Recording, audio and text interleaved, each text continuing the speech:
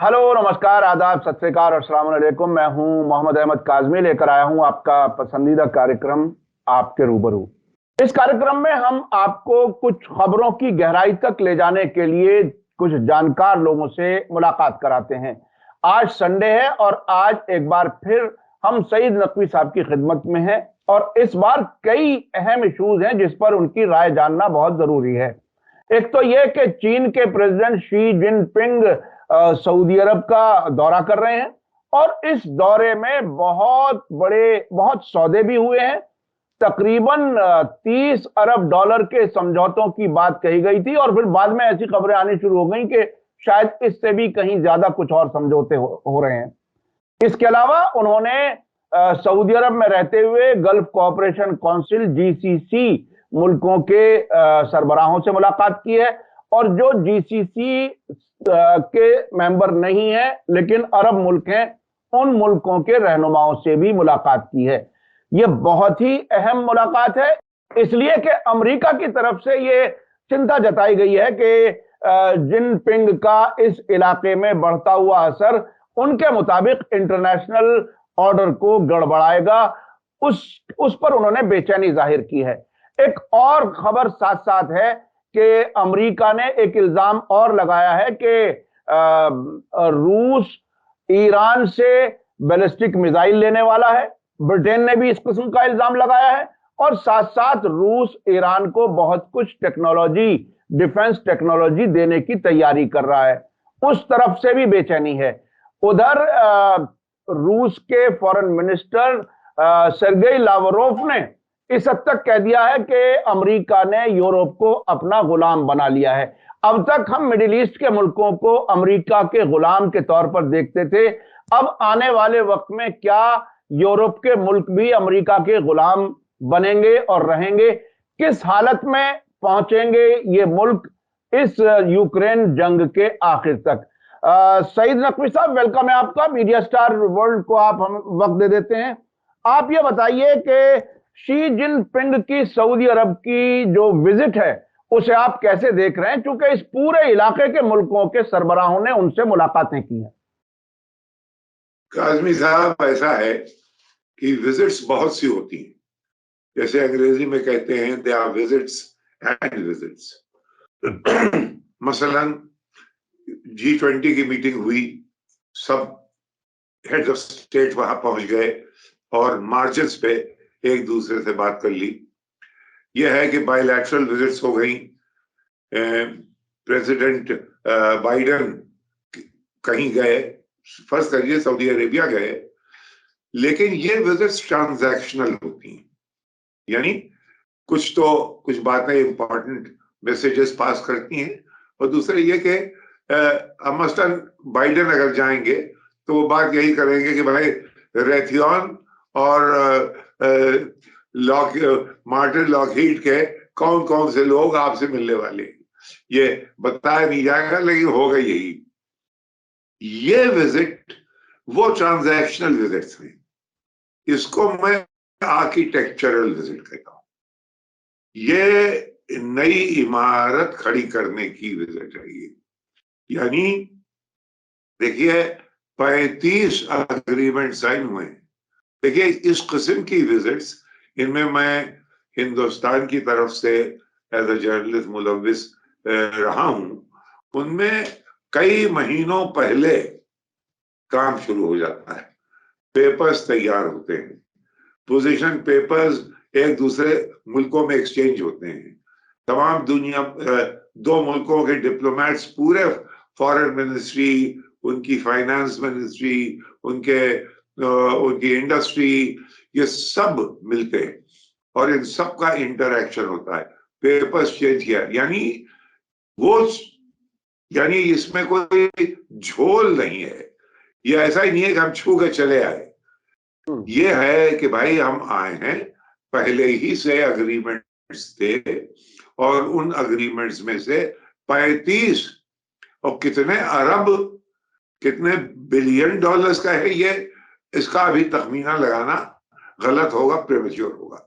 बहुत है, लेकिन इससे पूरा स्ट्रेटेजिक खेल उस इलाके का बदल जाता है। क्यों? अब इससे एक तो ये है,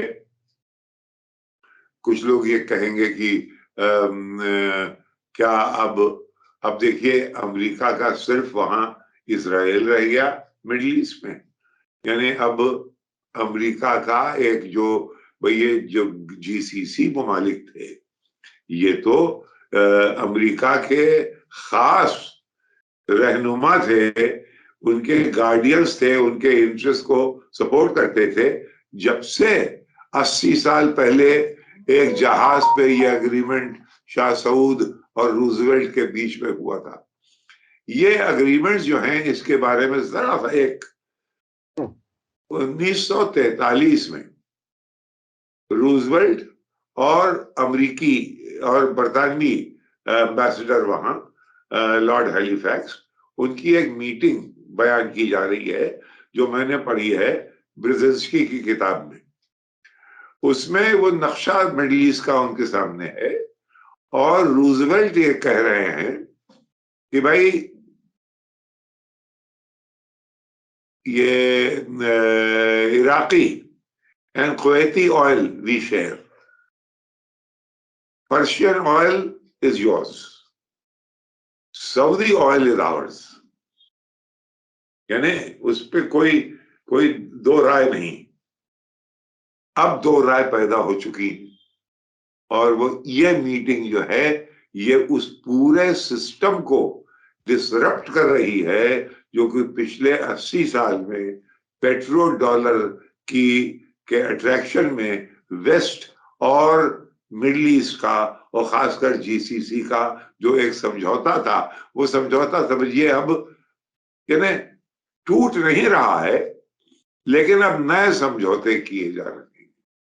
अब देखा यह जा रहा है कि आपकी क्या नौयत होगी कल, उस हिसाब से अब हम ये कह नहीं रहे हैं, लेकिन इसका मतलब यही है, नतीजा ये है कि वहां अब देखिए, मैं आपको अभी मैं देख रहा था पेंटागन ने बाकायदा स्टडी की है और ये कि China and its military significantly increase efforts to engage with Middle East, यानी इनके आने से पहले उनको मालूम था और बाकायदा उन्होंने एक पेपर तैयार किया और उसमें यह है कि अब इनके पास अभी तक 400 न्यूक्लियर वॉरहेड्स हैं, अब ये 1500 अभी कर लेंगे बहुत ही जल्दी और वगैरह वगैरह। As for the Middle East, the Pentagon highlighted two key shifts China made in 2021, how it went about this so-called Belt and Road Initiative, उसके बारे में। China increased engagement with countries और यहाँ ये engagement बढ़ाया जा रहा है।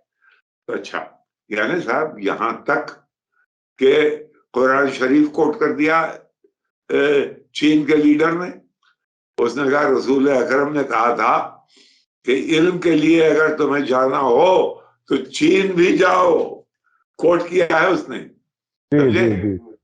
अच्छा, फिर एक बहुत अहम बात है, पीपल, देखिए ये सऊदी अरेबिया में पीपल टू पीपल कांटेक्ट नहीं होते, पीपल टू पीपल कांटेक्ट होते हैं मक्का मदीना में, जहां पे कि पिलग्रिमेज होती, बस बाकी आपको वीजा भी आसानी से नहीं मिलता। यहां कहा जा रहा है कि हमारे दो मुल्कों में पीपल टू पीपल कॉन्टैक्ट्स होंगे, आपके लोग हमारे यहाँ आएंगे, हमारे लोग आपके यहाँ जाएंगे। अब इसमें इसके पसे पर्दा हो सकता है सिंकियांग के इलाके में लोगों को जरा सा छूट दी जाए कि भाई जाओ, ये मक्का मुअज़्ज़मा भी तुम लोग जाना चाहते हो वहां भी जाओ, और एक मरकज है जो इस्लाम का, उसको देखो, ये तो उनके लिए हो गया। लेकिन चीन के पास आजकल, चीनी लोगों के पास दौलत है घूमने फिरने के लिए।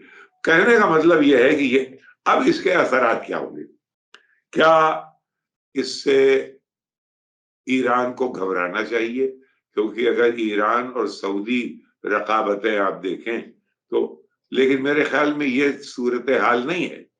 उधर शिकायत की गई है कि साहब ये तो ये जो है बहुत, आप बताइए कि दुनिया में कहीं आपने ये सुना है कि एक मुल्क दूसरे मुल्क से ताल्लुकात बढ़ा रहा है, आप कह रहे हैं साहब ये तो बहुत गड़बड़ हो रही है, ये तो दुनिया का ऑर्डर बदल देगी, ये तो आप क्या कर रहे हैं? ये यानी मातम करना इस तरह से, ये तो एक अजीब व गरीब है।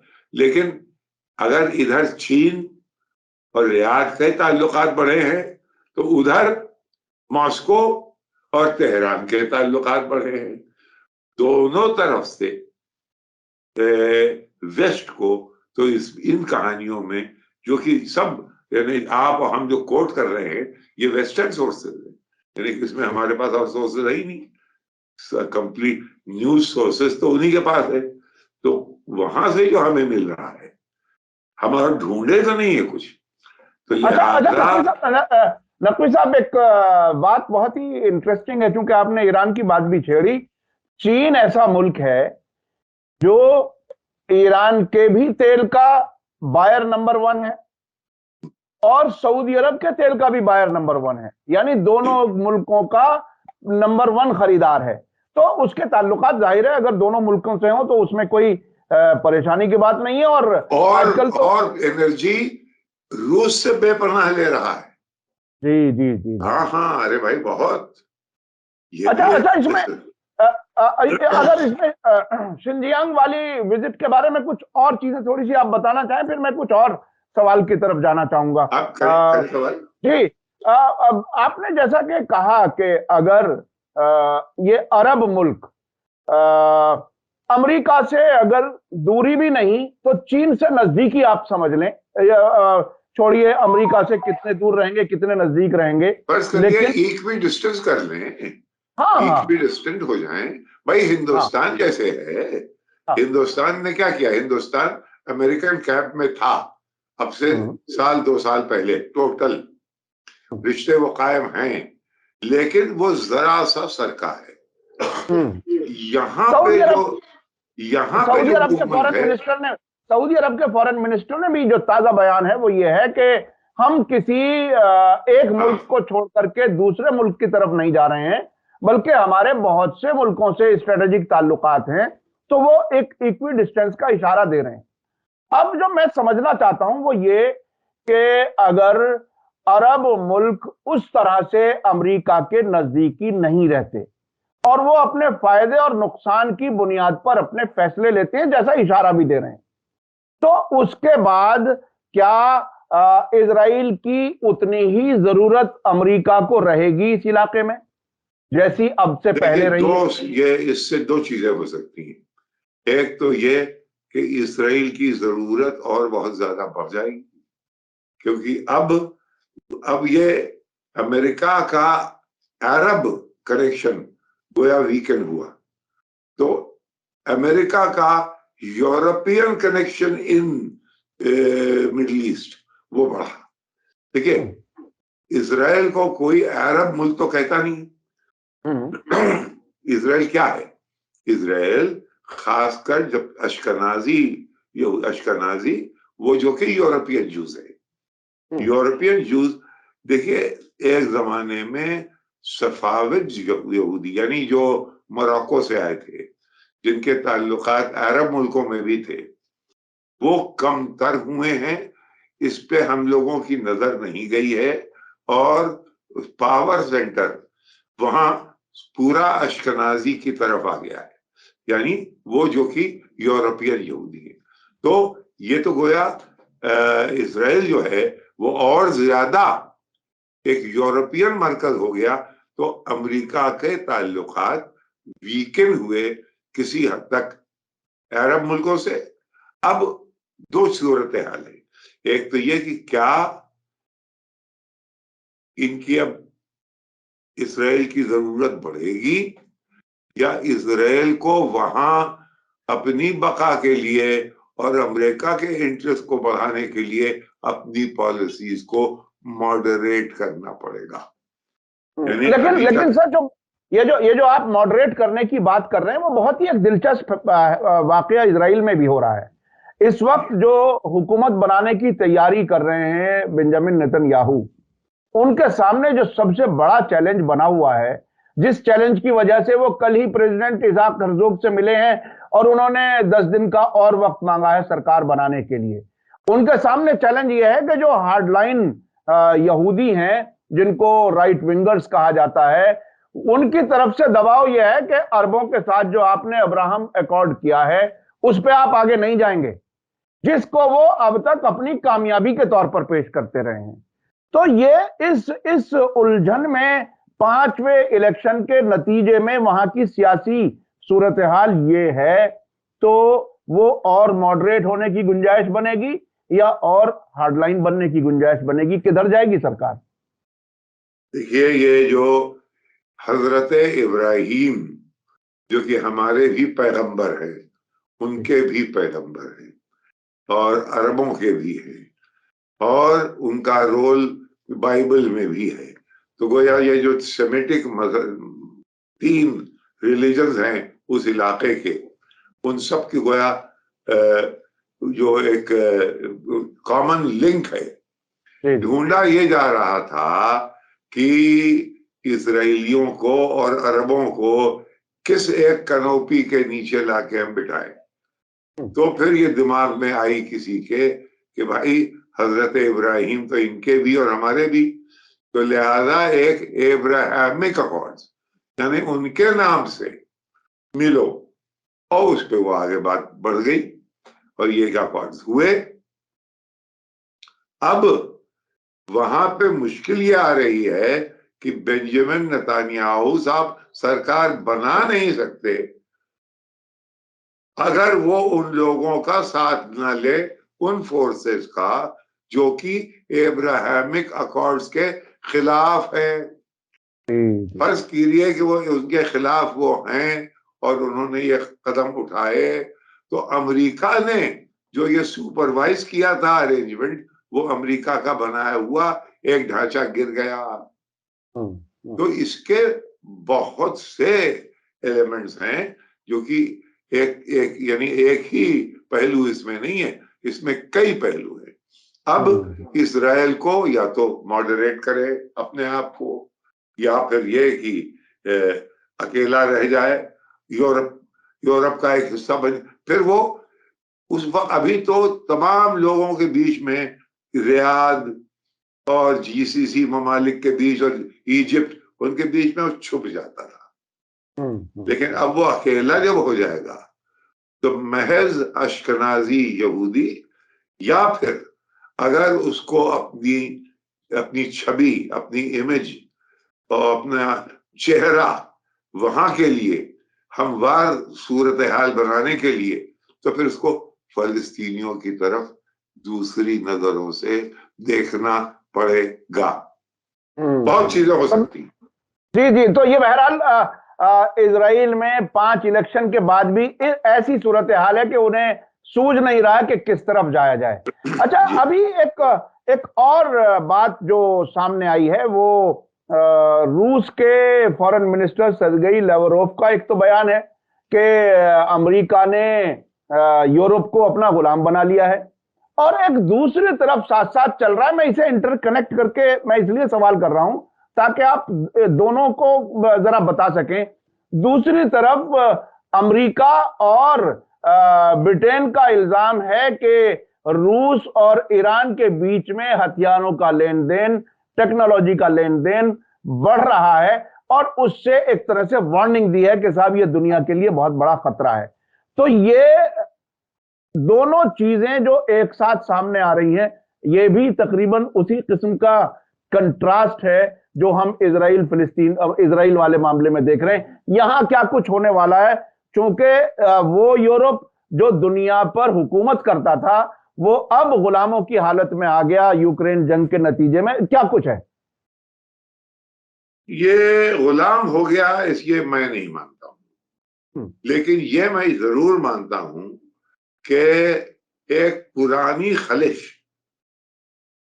जर्मनी से यूरोप के और ममालिक को, खासकर एंग्लो सैक्सन ममालिक जो हैं, यानी बरतानिया और उधर अटलांटिक के उस पार अमेरिका, इनको एक खलिश जर्मनी से है, उसके बैकग्राउंड है। दो बड़ी जंग अजीम जो हुई हैं, जो पहली जंग अजीम और दूसरी जंग अजीम, first world war, second world war, दोनों में जर्मनी जो थी, जर्मनी उस तरफ थी, एलाइज इस तरफ थे, यानी। और जर्मनी को ड्रेसडेन की बॉम्बिंग, कोई जो कि उसके बाद फिर 80 दिन की जो बॉम्बिंग हुई है सर्बिया पे, उस ऐसी बॉम्बिंग कहीं हुई नहीं है जो कि ड्रेसडेन जर्मनी का इंडस्ट्रियल हब, जिसको बिल्कुल तोड़ दिया गया जब 1945 में।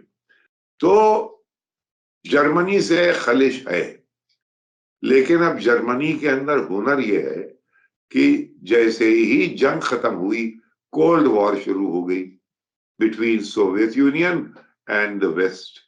उस कोल्ड वॉर में जर्मन मामला दब गया और धीरे धीरे हुआ ये कि यूरोपियन यूनियन आगे बढ़ा, और यूरोपियन यूनियन में सबसे ज्यादा पावरफुल मुल्क जर्मनी हो गया। यहां तक कि खेल इस हद तक गया कि जो बर्तानिया में राइट विंगर्स थे, जो कि हमेशा से जर्मनी से एक गोया एक खलिश उनके दिल में है, उन्होंने ब्रेक्सिट किया कि हम साहब उस यूरोप का हिस्सा नहीं रहेंगे, क्योंकि इससे हमारे रिश्ते, जो एक्सक्लूसिव रिश्ते अमेरिका से हैं, वो कमजोर होते हैं। हम उन रिश्तों को मजबूत करेंगे। अच्छा, ये रिश्ते मजबूत करने के काबिल तब होते जबकि अमेरिका बहादुर पहले 18 से 19 हो गया होता, 19 से 20 हो गया होता, 20 से 30 की तरफ। वो तो 18, 17, वहां तो उल्टे आंकड़े चल रहे। तो ये तो सूरत हाल है बर्तानिया की। अब रही बात जर्मनी की, दूसरी जंग अजीम, देखिए बहुत सी चीजें मुबहम रह जाती। यानी अमेरिका के कई हजार फौजें जर्मनी में मौजूद हैं। जर्मनी अब लग रहा है कि आधा आजाद मुल्क है। अब देखिए, कोई दुख है, मेरे तो समझ में नहीं आता कि मैं, फर्ज करिए मैं जर्मनी हूं, मैं साहब रूस से गैस लेता हूं, ये नॉर्थ स्ट्रीम 1 और नॉर्थ स्ट्रीम 2 यहां से आता है और हमारी इंडस्ट्री उससे चलती है। आपने नहीं कहा आप ये नहीं करेंगे, अमेरिका ने कहा क्यों नहीं करेंगे? इसलिए आप नहीं करेंगे कि हमारे हित के खिलाफ है। अच्छा था, अब ये जर्मन कैसा सोचेगा इसके बारे में? लेकिन जो पॉलिटिशियंस थे, उन्होंने रियलिटीज ऑफ द सिचुएशन देखते हुए वो मान गए। यहां तक के यानी बिल्कुल 9/11 हो गया तो दुनिया में हंगामा, आप लोगों ने खुद मिलके यहां टेररिज्म, नॉर्थ स्ट्रीम 1 को बाकायदा अटैक किया गया, और उस अटैक की जो इन्वेस्टिगेशन है उसमें आपने मना कर दिया कि रूस का कोई नहीं होगा, क्योंकि अगर वो होगा तो वो हमें पकड़ लेगा। तो एक अजीब और गरीब अफरा तफरी का आलम है इस वक्त। इसमें जो कह रहे हैं लवरॉव साहब वो ये कि इनके दो एम्स थे, एक किनके, अमेरिकन के, कि एक तो ये कि जितने पावर सेंटर्स हैं वो वीकेंड हो, यूरोप के अंदर जर्मनी और खुद यूरोपियन यूनियन ये एक पावर सेंटर ना बने, जो कि मैकरॉन जो प्रेसिडेंट हैं फ्रांस के, वो बार बार ये कह रहे हैं कि हमें यूरोपियन आर्किटेक्चर में रूस को लेना पड़ेगा। तो बिल्कुल अलग अलग नुक्ता नजर है ये। अब इसमें क्या हो रहा है कि यूरोप के अंदर फिशार है, इस फिशार को लवरॉव कह रहे हैं यही उनका मकसद है कि आपको कमजोर करें, आपको कमजोर कर दें, और हालत ये कर दी आपकी कि आप गैस। दूसरी जंग जब शुरू हुई है काजमी साहब, तो उसकी वजूहात में से एक ये वजह कही जाती थी कि जो पहले जंग के अग्रीमेंट था उसके खत्म होने का, जिसको कि वारसाई ट्रीटी कहते हैं, वारसाई ट्रीटी में कुछ ऐसे एक्सेसिव इक़दामात थे जर्मनी के खिलाफ, जिसकी वजह से जर्मन नेशनलिज्म को फरोग मिला, जिसकी वजह से हिटलर उठ के आया। समझे? यानी पहली जंग अजीम के खत्म होने में उसके सीड्स थे दूसरी जंग अजीम के। यानी इसलिए कि आपने एक मुल्क और एक खित्ते को बिल्कुल उसकी नाक जमीन में रगड़ने की कोशिश की। अच्छा, आप उसको भूल जाइए। अब इस वक्त आप क्या कर रहे हैं? क्या आप गैस ना लीजिए? यानी वो सर्दी में ठिठुर रहे हैं लेकिन गैस उससे ले लिया। अच्छा, और बल्कि उल्टा सितम ज़रीफ़ी देखिए कि वो गैस हम लेंगे और हम आज उसको तुम्हें बेचेंगे कीमतें बढ़ा के। यानी उससे ये कि वेस्ट मजबूत हो जाएगा। तो एक अजीब अफरा तफरी चल रही है, ये बहुत दिन चल जाएगी, ये मुझे अंदाजा इसका ये कहते हुए जरा सा हिजाब है, जरा सा मैं पॉज करूंगा। लेकिन हाँ, ये वो दुनिया नहीं है जिसको कि अमेरिका चला रहा है। जी, ये वो दुनिया नहीं है। हाँ, जी जी, एक खास बात मुझे याद आई कि जब शुरुआत हुई थी जंग की और रूस पर पाबंदियां लगाई थी, तो ये कहने की कोशिश की थी अमेरिका ने कि हम ऑल्टरनेट सोर्सेज से आपको गैस पहुंचाएंगे, जिसमें कतर का भी नाम लिया गया था। मुझे नहीं लगता कि उस वाले प्रोजेक्ट पे कोई एक कदम भी काम हो सका हो अभी तक। क्या? अरे साहब, इनकी समझ में नहीं आ रहा है ये कह क्या रहे हैं। इन्होंने कतर को इतना परेशान किया। कतर ने ये वर्ल्ड कप फुटबॉल फीफा ने, ये जो फुटबॉल इंटरनेशनल फेडरेशन है उसने कतर को दे दिया। अब साहब जलन हसद, अगर आपको याद हो कि कोई भी इंटरनेशनल गेम चीन में हो तो वेस्ट को खलिश, रूस में हो खलिश, ये अब कतर को है। अब जनाब उस पर कि अब क्यों हुआ, उसमें मजदूर मर गए और ये हुआ वो हुआ, और यानी और कतर के खिलाफ, और कतर जो कि जीसीसी से अलग था वो इस मीटिंग में मौजूद था जिसमें के सी जिनपिंग आए थे। यानी उल्टा लेने का देना। तो ये कि कतर से हम तेल दिलवाएंगे, अरे कतर तो दूसरों का खेल खेल रहा है, अभी तुमने तो उसे भी नाराज कर दिया। और कतर बहुत ही दिलचस्प मुल्क इसलिए भी है कि जब सऊदी अरब और 3 और मुल्कों ने ताल्लुकात खत्म किए, तो जो शर्त रखी गई थी कि तुर्की की फौजें वापस करो, ईरान से ताल्लुकात खत्म करो, उस वक्त उसने ईरान से और तुर्की से भी बहुत बेहतरीन ताल्लुकात कर लिए और ईरान से 10 गुना इंपोर्ट होने लगा। तो ये कतर अपना एक बहरहाल उसने एक पोजीशन बनाई है और एक मजबूत पोजीशन पे वो खेल रहा है। हालांकि बहुत छोटा मुल्क है, इतना छोटा मुल्क है कि वो अपने मेहमानों को भी अपने यहां नहीं ठहरा सका। वो यूएई और सऊदी अरब से रोजाना खेल देखने के लिए लोग आते हैं और चले जाते हैं शाम को। तो ये अभी अब ये जो शी जिनपिंग की विजिट और यूक्रेन जंग का आखिर जैसा भी हो, इन दोनों को मिलाकर के नतीजे के तौर पर आप क्या देख रहे हैं? बिल्कुल आखिर में मैं समझना चाहता हूं। ट्रेंड ये कि नतीजा क्या होगा यह कहना मेरे ख्याल में इतनी ज्यादा कि कबल आगाज के अंजाम का डर होता है, दूर अंदेश बड़ा तंग नजर होता है। तो दूर अंदेशी के लिए जरूरी है तंग नजरी एक हद तक। अब तंग नजरी का दूसरा पहलू ये, यानी जरा सा कौशल, क्योंकि ऐसा ना हो कि हम ऐसी बातें कह जाएं जो कि गलत साबित। अभी तक देखिए हमने और आपने जो बातें की हैं तो सबसे अलग हटके हैं, लेकिन अभी तक हम गलत नहीं साबित हुए। तो गलत ना साबित हो जाए इसलिए जरा सा ठहर के, जरा धीरे होले होले। लेकिन ट्रेंड जो है वो बिल्कुल साफ है। देखिए जंग के जो एम्स थे इसके यूक्रेन जंग के, वो बदल गए।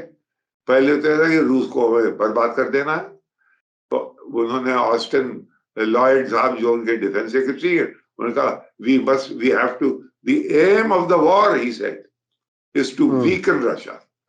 रशाद की तो आमदनी और बढ़ गई, दुगनी तिगनी हो गई, यूरोप को आपने बर्बाद कर दिया, आप क्या हाहाकार हो रही है, ये किया है आपने।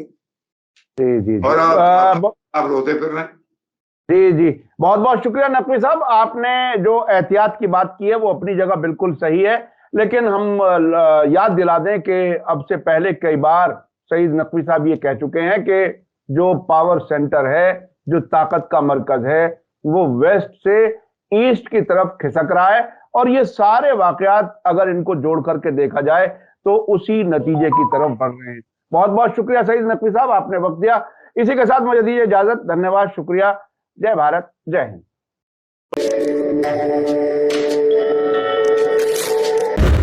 मीडिया स्टार वर्ल्ड के और वीडियो देखने के लिए हमारे चैनल को सब्सक्राइब करें और सीधे नोटिफिकेशन पाने के लिए बेल आइकन दबाएं। और अगर हमारी खबर सच्ची और अच्छी लगे तो अपने व्हाट्सएप, इंस्टाग्राम, फेसबुक और ट्विटर अकाउंट पर जरूर शेयर करें।